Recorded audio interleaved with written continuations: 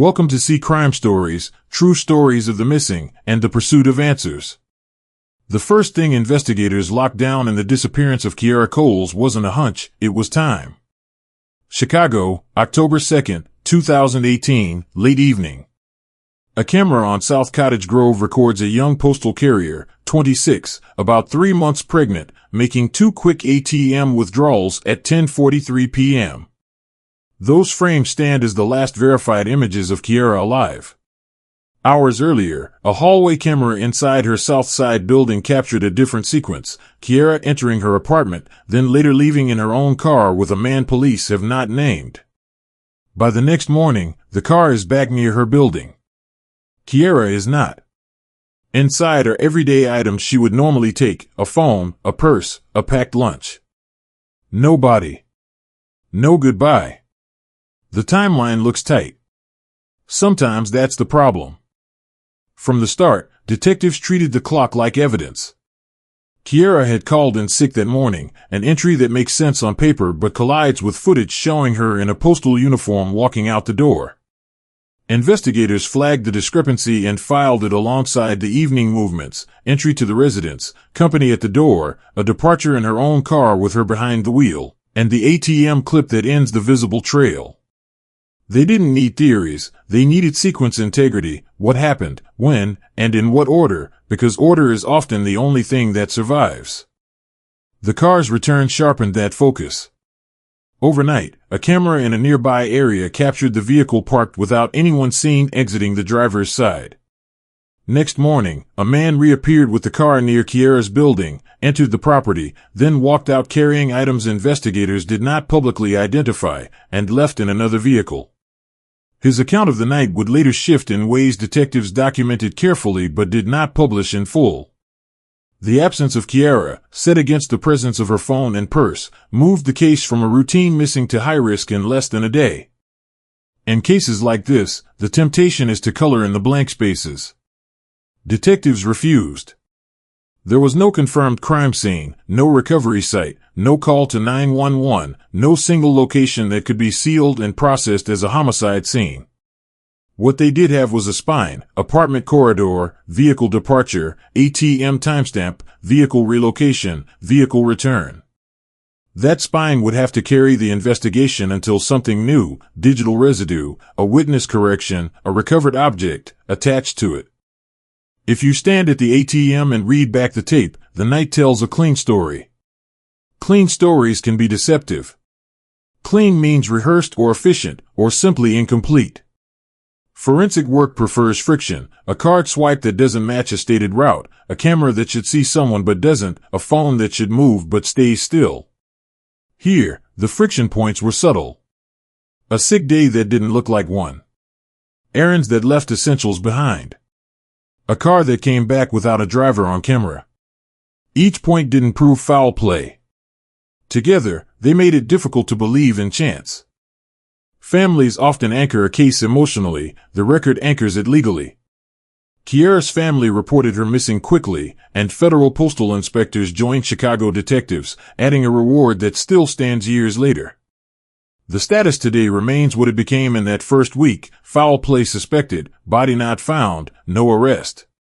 It is a hard sentence to read and a harder one to live with. But it's the honest one. The case file for October 2nd, 2018 opens with something routine: an employee calls in sick. Investigators verified that Kiera notified her postal job she wouldn't be on her route. That's an administrative fact, not a rumor. It stamped the morning with an expectation: no uniform, no shift, no mail to sort. Hours later, cameras captured her in a postal uniform leaving her South Side residence. The contradiction wasn't dramatic. It was procedural. When a sick day collides with work attire, detectives treat it as a control point: confirm the call, confirm who answered, confirm timing, and confirm whether anyone asked her to come in. You don't fill the gaps with storylines. You fill them with confirmation. The same method framed the rest of her day. Detectives built a simple ladder: phone checks to anchor the morning, building cameras to mark entries and exits, and employment records to show she didn't clock in. The point wasn't to judge a personal choice. The point was to map behavior against expectation. A sick day usually keeps a person close to home, with their phone, their essentials. By night, Kiara's pattern deviated. She moved, appeared on camera, and later her phone and bag would be found without her. Each piece on its own is just a piece. Set against the sick day baseline, the deviations matter. USPS supervisors and federal postal inspectors are precise about attendance. That helped. Investigators leaned on what could be documented quickly: call logs, scheduling notes, whether anyone saw her at a facility, whether her badge pinged any controlled areas. They weren't fishing. They were removing noise. If no supervisor interaction occurred after the sick call, the uniform seen in the hallway becomes a stronger anomaly. If her route showed no changes, there's no work reason to be in uniform. These are not conclusions. They're thresholds. Cross one, and the case shifts from out of routine to outside the reasonable. Neighbors gave quiet context. People noticed the uniform because it was familiar. They saw it most days. That familiarity can mislead. Seeing a uniform doesn't prove a work assignment. Investigators didn't let the image stand alone. They set it beside other anchors: her lack of a clock-in record, the absence of mail station activity in her name, no standard pre-route tasks. If you work cases like this long enough, you learn to ask the same question 3 different ways. Did she go to work? The administrative record said no. The camera said she dressed for it. The rest of the night said something else entirely. The apartment corridor footage gave a contained window into that something else. It showed entry. Later, exit. It also showed company, an unidentified man seen with her, not publicly named by police. Pair that with the earlier sick call and the uniform, and the focus tightened. This wasn't a day shaped by employment, it was a day shaped by movement. Detectives left motive out of it. They measured timing. Entry to the residence at a specific hour. Departure at another. A later stop recorded on a different camera in a different location. Nothing speculative, only clockwork. The more each timestamp held, the more the morning sick call mattered. On the ground, missing person work hinges on ordinary items. Your phone is a tether, your bag is your plan for the day. When both are later found without you, the alarm sounds louder than any narrative could. That is why the morning matters so much. It's the last time the day looked ordinary. If Kiara intended to rest, the uniform argues against it. If she intended to work, the absence of employment activity argues back. In that tension, investigators find their leverage, because a person can change their mind, but the record doesn't. There's a human line that runs under these checks. Families think in terms of character, hopes, and habits. Detectives think in terms of systems. Both matter. Good investigations show respect for the person by being exact with the evidence. A sick call at dawn is not a judgment about health, it's a mile marker. The uniform is not a personality trait, it's a variable. You put them together so the day can't be misunderstood later. In towns small or big, missing isn't an abstraction. It's a series of small confirmations that either add up or don't. Here, too many of them tilted toward trouble.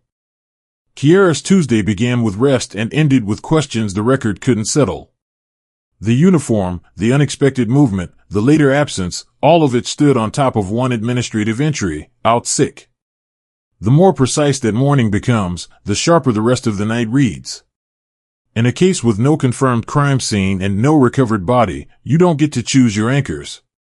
You use what you have. The sick call is one of them. The turning point came from the building itself. Detectives pulled the full block of surveillance around Kiara's residence and treated it like a single system: interior corridor, exterior approach, and the nearby street views that see cars enter and leave. They synced the clocks, compared angles, and built a clean pass-through of the evening.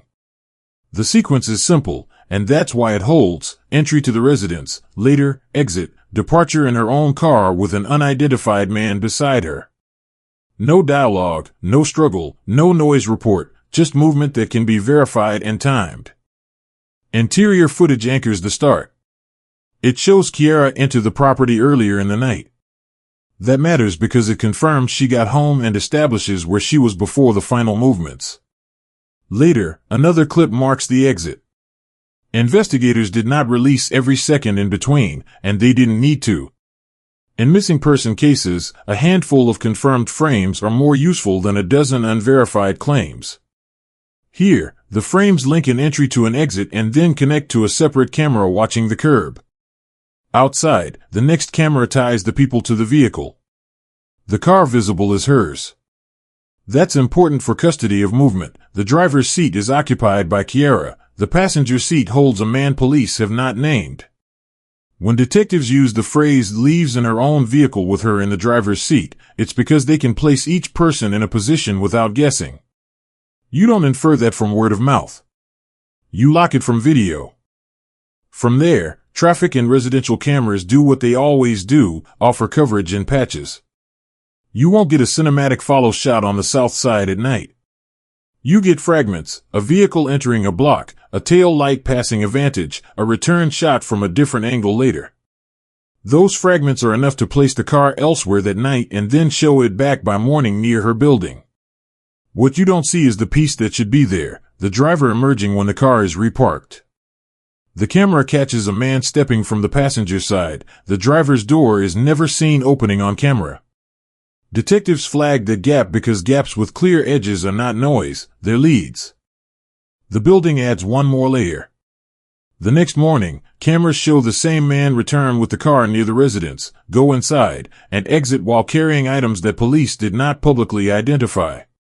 Investigators treated the movement, not the content of the items, as the point. Whoever was moving with her at night is now moving without her by day. The statement that person gave police later did not track cleanly with the video-based timeline. That's the kind of conflict prosecutors love and detectives document carefully, but the case remains a missing person investigation. No arrest. No body. Foul play suspected. Why does this sequence matter so much? Because it shortens the window of uncertainty. Entry confirms safety at a known time, exit narrows the moment when she becomes unaccounted for, the drive pins down who was physically beside her, the reparked car without a visible driver on camera tightens the circle again. You can search a city, or you can search the hour where the story changes. Investigators chose the hour. This part of the story is clinical by design. It has to be. The point isn't to dramatize a hallway, it's to preserve what that hallway proves. Families live with the part we cannot see. Police work with the part we can. In big city disappearances, that distinction keeps a case from splitting into rumor and fatigue. The cameras give you the spine, everything else is muscle you add only when it's earned.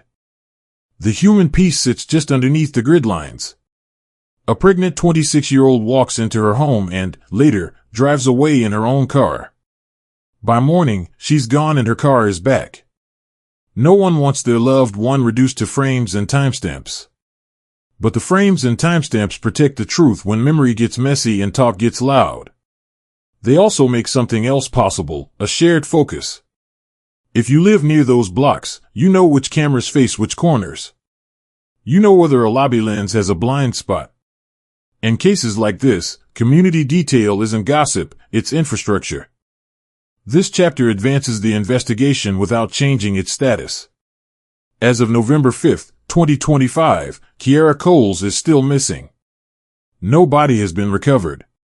No one has been charged. The building sequence stands unshaken: entry, exit, departure in her car with an unidentified man, car relocated elsewhere that night, and car returned near her residence by morning without any driver seen exiting on camera. That is not speculation. That is the scaffold the rest of the case stands on. By the time detectives reached the 8600 block of South Cottage Grove, they weren't looking for motives, they were looking for minutes.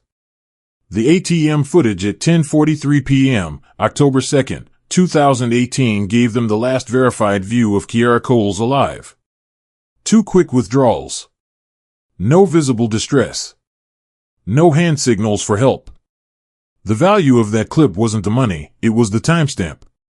In a missing person case with no confirmed crime scene and no recovered body, time is the cleanest evidence you can get. Pulling from standard procedure, investigators lock the ATM's internal clock against their master timeline. Banks keep tight logs.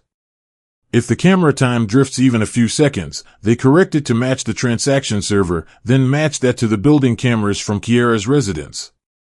When the clocks align, you get a spine you can trust, entry and exit at the apartment, the departure in her own car, and this final cash point. That spine narrows the uncertainty to a tight window between a real address and a real machine on a real street. No theories required. The next step wasn't cinematic, it was administrative. Detectives contacted the bank's security unit for transaction metadata, exact minute, card verification, and whether the same card tried nearby machines afterward. They didn't release the amounts, and they didn't need to. What matters is pattern. 1 withdrawal can be routine. 2 in rapid sequence can be ordinary too. People split amounts to avoid a fee or daily limit. But rapid transactions paired with a disappearance change the weight of coincidence. You don't declare foul play because of cash, you watch what happens after the cash. Here, what happened after is silence, no verified sighting of Kiera beyond that point. The street around the ATM offered more than one lens. Corner stores, transit shelters, and small businesses often keep cameras aimed at their doors or lots. Detectives canvassed for any angle that captured the approach or departure of Kiera's vehicle. Late-night coverage is a patchwork. Some cameras overexpose headlights, others drop frames. Even so, partial angles can establish direction of travel, east versus west, curb lane versus turn lane. You map every snippet you can earn. If the car appears passing a storefront 2 minutes after the ATM, you can project a path and carve the city into quadrants. The point isn't to watch the whole drive. The point is to shorten the search grid. Financial traces offered a second path to the same goal. Investigators looked for any card activity after 10:43 p.m., gas, convenience, rideshare, transit reloads, anything that would prove movement tied to Kiera or her household. The working assumption in a case like this is simple. If the person continues the night normally, the record shows that normal. If the record goes dark, you treat the last light, here, the ATM, as an anchor. That's how you justify where to put officers, which locks to revisit at dawn, and which alleys to knock first. The video from the morning after changed the texture of the task without changing the task itself. We know the vehicle tied to Kiera gets returned near her building. We know a man steps out from the passenger side, not the driver's. We know he goes inside and comes back out carrying items police haven't identified publicly. Those facts don't solve the case. They do organize it. They tell detectives where to request additional footage, which elevator cameras to prioritize, which dumpsters to secure, and which alley cameras to pull before data overwrites. In big cities, cameras erase fast. Time isn't just evidence, it's the shelf life of evidence. If you've worked nights on a missing person call, you learn to respect small certainties. The ATM doesn't care about theories. It logs a card, a time, and a frame. Put that next to the apartment corridor camera and the vehicle movements we've already established, and you get a corridor of time that might hold everything you need, if the city gives you enough angles before the servers loop. That's why early canvas matters. That's why a clean, consistent ask to the public matters. A neighbor who remembers a car idling or a store owner who saves a clip past the usual deletion window can carry a case farther than a dozen guesses. There's a human cost under the procedure. Families hear last seen at an ATM and feel what the words don't say. A routine errand becomes the end of a record. It's not the story they want for someone they love, and it shouldn't be. But in the absence of a body or a defined crime scene, these verified points are how you protect the truth over time. They keep the case from slipping into rumors that look like answers but collapse on contact. As of November 5, 2025, that protection matters more than ever. The status remains unchanged. Kiera Coles is missing. No body has been recovered. No arrest has been made. Foul play is suspected. The ATM clip at 10:43 p.m. stands where it stood on day one, last cash, last camera. It isn't enough on its own. It doesn't have to be. Its job is to hold the line while investigators, and a community that still cares, keep pulling. Before sunrise, the search narrowed to what was parked near Kiera's building. Detectives secured her vehicle, logged its condition, and documented what was left inside. A phone. A purse. A packed lunch. Those are not dramatic items, but they matter because they belong to the part of a day most people don't think about, routine. When the routine stays and the person doesn't, investigators change their posture. This is no longer a check the hospital's call. It's a high-risk missing person with foul play suspected. Vehicle processing begins the same way across big cities. Photograph the car in place, record its position relative to cameras and entryways, then tow it for controlled examination. The goal is simple: lock what's there before time or weather changes it. In this case, the presence of essentials in the cabin became a procedural pivot. Phones travel with their owners.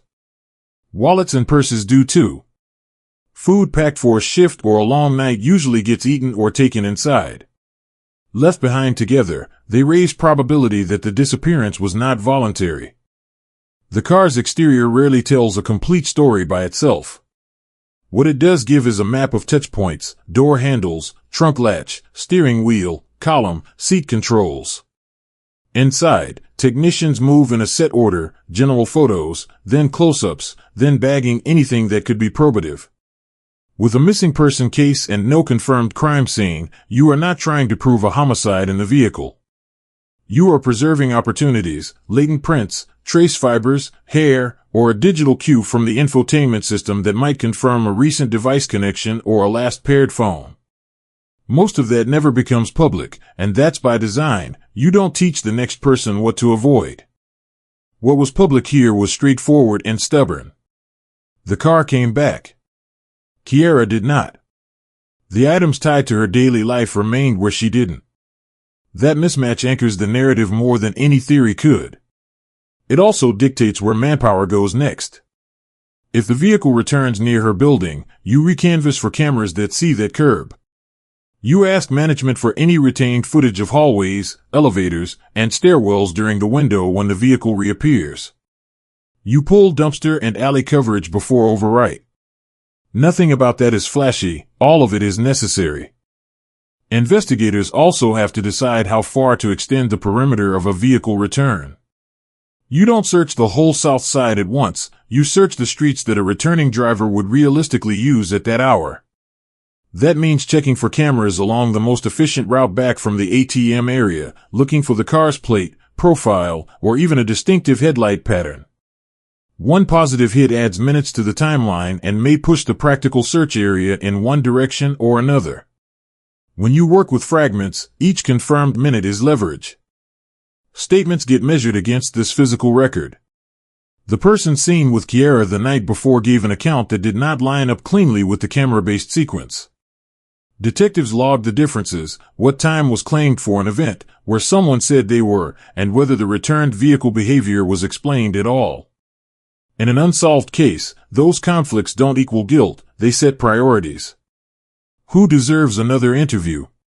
Which detail needs independent confirmation? Which claim should be held back from the public to protect its value later? Families hear these steps and want a breakthrough. The truth is slower. Cars don't confess. They offer a frame that the rest of the work sits inside. Here, the frame is rigid: a vehicle associated with a missing, pregnant 26-year-old returns near her home with the items she would likely carry. No one is seen exiting the driver's side on the available footage. The person last known to be with her enters the building soon after and leaves carrying items police have not identified publicly. None of that proves what happened to Kiera. All of it constrains what could have happened. There's a practical reason to keep the language this tight. The more specific you are about what's known, the easier it is for a neighbor or passerby to realize they hold something relevant. A short clip saved, a memory of a car idling too long, a detail about who buzzed an entrance at an odd hour. Small things add up when they're attached to a fixed time and place. Good investigations leave room for those small things to arrive and be tested. That's why you hear dates, blocks, and known movements repeated the same way by police and press over years. Consistency invites accurate recall. As of November 5, 2025, that consistency remains the spine of this file. Kiera Coles is still missing. No body has been recovered. No one has been charged. Foul play is suspected. The vehicle's return and the belongings inside continue to sit at the center of the case because they are the clearest indicators that whatever happened to her did not follow a normal night's arc. When the car comes home and the person doesn't, you assume risk until something proves otherwise. The window between a missing person report and the third sunrise decides how much of a case you keep. In Kiera Coles's file, Chicago detectives moved fast because the anchors we've already locked, residence movement, the drive, the late-night ATM, the returned vehicle, pointed away from a voluntary disappearance. The classification changed early: high-risk missing, foul play suspected. That single line altered everything about the next 72 hours. Step 1 was containment. Patrol units took the immediate blocks around Kiera's building and the ATM corridor and froze what could still be saved: camera retention requests to property managers and nearby businesses, a second pass on any camera that might overwrite by morning, and priority pulls from entrances, elevators, stairwells, and curb lanes. It's not dramatic. It's preservation. In a city where DVRs loop in days, the difference between we think and we know is one store owner who keeps footage another week. Step 2 was expansion. Supervisors pushed a focused canvas outward from the anchors, addresses, not guesses.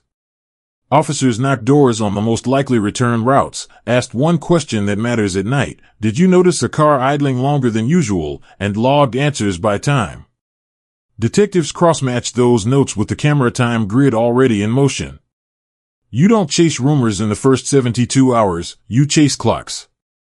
Federal partners joined quickly. Postal inspectors coordinated with CPD since Kiera was a USPS employee, and their investigators understand attendance systems, route logistics, and facility access in a way that speeds verification. At the same time, the case entered national visibility through the standard channels: NAMUS registration to formalize identifiers and tip routing, public appeals drafted to be specific enough to jog memory and narrow enough not to teach the wrong lesson. A reward notice increased the incentive to surface usable information. None of that closes a case on its own, it puts more eyes on the right places. Hospitals and detention centers are still part of the script. The checks are routine, even when the evidence argues against a voluntary absence. They're done so nothing simple is missed, and so a prosecutor later can say the basics were handled on time. While that ran, detectives filed preservation orders for relevant digital records, lawful retention for phone accounts and cloud backups, so that nothing would vanish before a judge could review deeper requests. In a no-body case, preserving what's left of the trail is as important as finding anything new on it. The vehicle, already secured, drove the next set of decisions. Investigators mapped the practical routes a returning driver would use in that time band and requested exterior cameras along those corridors, gas stations, intersections with reliable city coverage, and lots that see their own entrances. One positive hit can extend the timeline by a minute or two. A minute can tell you which direction to assign a dozen officers at dawn. The search never tries to cover the whole south side. It covers the most likely 5 blocks, then the next 5 after an update earns it. Tip intake swelled as the first appeals ran. Detectives triaged by proximity to the anchors and by specificity. Details that could be independently verified went to the front, vague impressions to a secondary queue that still got callbacks. Every tip had to be recorded cleanly because false confidence is the fastest way to waste that 72-hour window. When a tip overlapped a camera's field of view or a particular time band, a second unit checked that angle first. The rule is simple: the case moves where the evidence can be tested. Statements were re-interviewed, not to produce drama, but to lock language. Times, locations, and claimed movements were compared against what the cameras and transaction logs already proved. Where an account failed to align with the established grid, detectives documented the conflict and quietly planned the next question. You don't broadcast those inconsistencies early, you protect them so they still have value later. There is a human line running parallel to that work. Family and friends pushed flyers, organized calls, and did what families do, kept the name in the air. Investigators don't discount that. They channel it. A clear public message, specific clock times, block names, vehicle description, helps a neighbor save the right clip or remember the night the buzzer rang twice. That is how a no-scene case keeps a pulse. As of November 5, 2025, the status stands: Kiara Coles is missing. No body has been recovered. No arrest has been made. Foul play is suspected. The first 72 hours did what they were supposed to do: preserve the record, build a corridor of time, and keep the city from erasing what it already saw. When the first 72 hours ended, the work didn't slow, it sharpened. Detectives returned to the same blocks with a different mission, not to collect more clips, but to extract more minutes from the clips they already had. Video technicians rebuilt the corridor frame by frame, correcting lens distortion, balancing dark exposures, and aligning camera clocks to the transaction server that fixed 10:43 p.m. at the ATM. The goal was narrow and practical: gain a minute, gain direction, gain a lane. A second pass on the building's exterior angles paid out first. One camera that had washed out headlights on the initial pull was reprocessed with contrast steps. That adjustment didn't reveal faces or plates, it did separate a left turn signal from steady brake lights. On paper, that's small. In practice, a confirmed turn at a specific corner removes 2 entire exit routes from consideration and concentrates officers on the remaining path. In a no-scene case, this is how progress looks: an arrow where yesterday there was a shrug. Next, the team revisited nearby storefronts that had shared only low-resolution exports. With owner consent, detectives accessed original files where available. Native footage often holds details compressed out of copies, timestamps down to the second, a few extra degrees of frame on the edge, a cleaner read of the vehicle silhouette. In one clip, the camera caught a brief reflection in a shop window, enough to confirm the vehicle's position in the lane as it passed.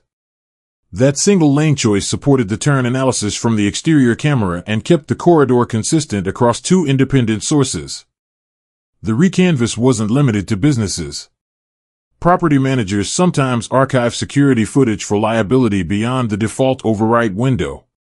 Investigators asked again, this time with exact time bands and camera IDs, not broad requests. Precision helped.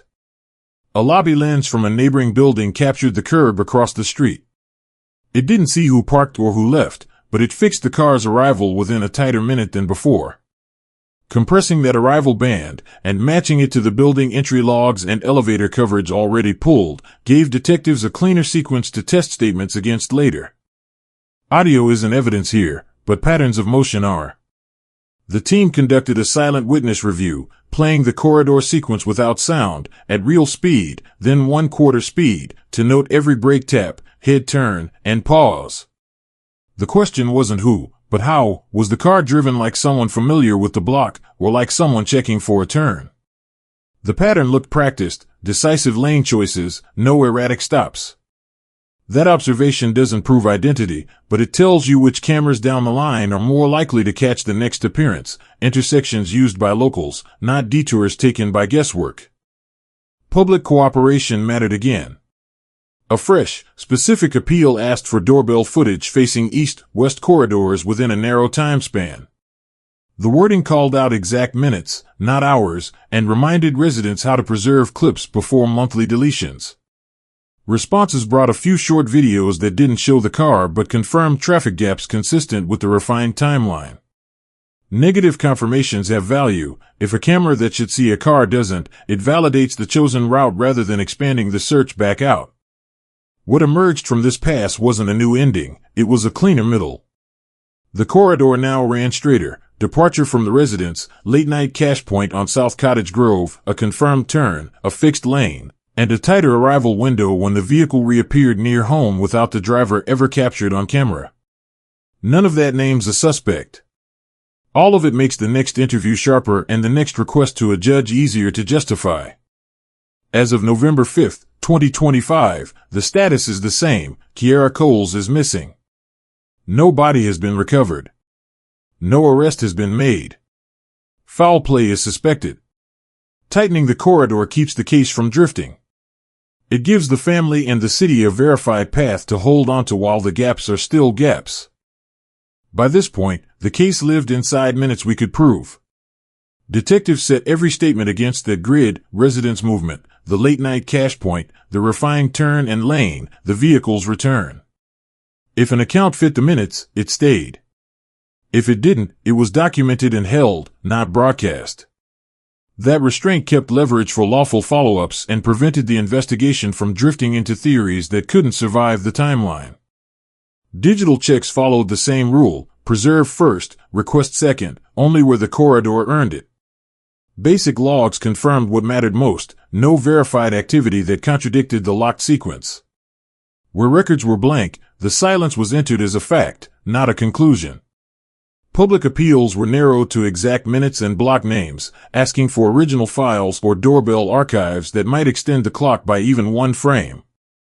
Negative responses, cameras that should have seen the car but didn't, helped validate the route rather than explode the search outward. Nothing here named a suspect. It wasn't meant to. The point was to harden what would still be true 10 years from now, a verified path across a small slice of Chicago on the night Kiara Coles vanished, and a vehicle that came back without its driver captured on available cameras. That spine holds while memories fade and servers overwrite. It also respects the family. Accuracy is its own form of care. When you cannot give answers, you can at least guard the record. The human part is simple and serious. A 26-year-old, pregnant, with a stable job and a routine that made sense, missing without a scene, without a recovered body, without an arrest. Families and neighborhoods carry that weight long after headlines move on. In a no-scene file, the work that matters is often invisible: a corrected timestamp, a second-look lane choice, an interview done quietly after the grid leaves no room to improvise. Progress is measured in minutes, and minutes can lead to people. As of November 5, 2025, the official status has not changed. Kiara Coles is missing. No body has been recovered. No arrest has been made. Foul play is suspected. The corridor remains intact, from home to a precise cache point to a confirmed route and a returned car, without introducing a second ending or a scene that does not exist. That is the truth the case can carry forward without breaking. If you lived or worked along those blocks in late 2018 and still keep original camera files, even a few seconds around the relevant minutes, saving and sharing them could extend the clock one notch. That is often how cold files warm, a small certainty added to a careful record. I've walked you through what we can prove and what we still don't know. My takeaway is simple: routines matter, minutes matter, and communities matter. We keep people safer when we notice the small things and speak up early. If you feel a tug to recheck a clip or share a memory, do it. What's your view of the timeline we built, and what angle should be pressed next? If this story moved you, or if it didn't, tell me why and where you're watching from. If you value careful truth over noise, please subscribe to see crime stories for what comes next. Your voice could add the next minute.